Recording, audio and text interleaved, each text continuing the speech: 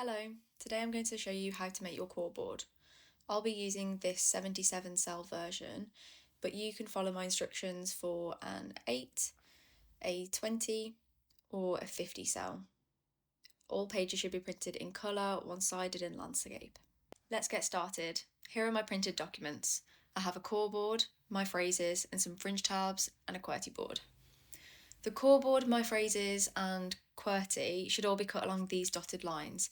Don't cut anything from the top edge, else the pages won't line up.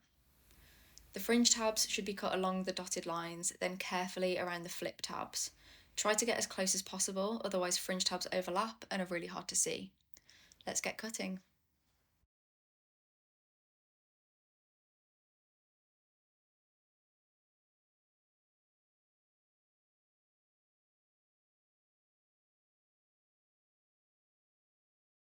Here's how your pages should look once they're cut. I cut along the dotted lines, but the top edges of these pages haven't been touched. The fringe tabs were cut very closely around the flip tabs. Next, laminating.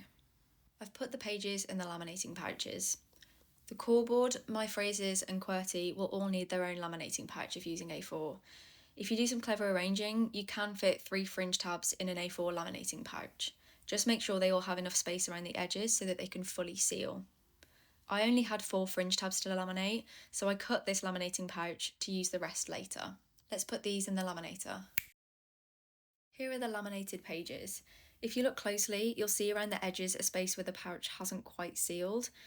Make sure you cut around this to help the coreboard last longer. Also try to round off the edges so they're less likely to split.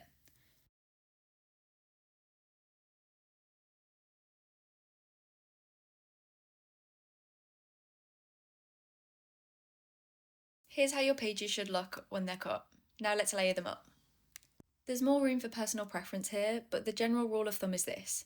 My phrases faced down, then your QWERTY keyboard, then your coreboard, then your fringe tabs. I like to arrange my fringe tabs like this, going down. Because I placed my phrases down, I can easily flip the whole thing over to access them. Some people like to arrange their fringe tabs like this, going from the bottom up. Some people put their my phrases face up like this, especially if they're putting it in a folder. Go with what's best for your coreboard user. There are a few options for binding depending on what's available to you.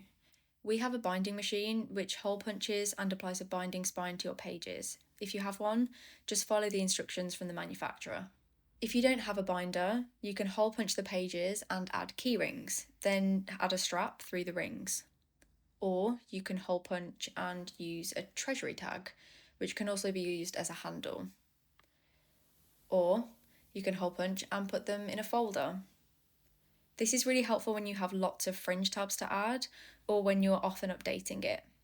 You can add a strap here, and some people like folders because they can close them to end a conversation. Here's my finished coreboard. I used a binding machine. I can flip it over to get to my phrases really quickly.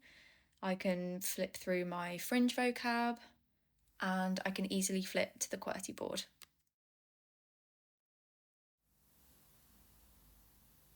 Here are some examples of different coreboards. Remember that personalisation is key. For example, this coreboard user really loves talking about insects, so it's their top fringe tab. Or maybe this person often has problems they struggle to communicate, so they have a problem tab. Always keep in mind that this is the coreboard user's voice, so it must reflect their interests and what they want to communicate. I hope this helped.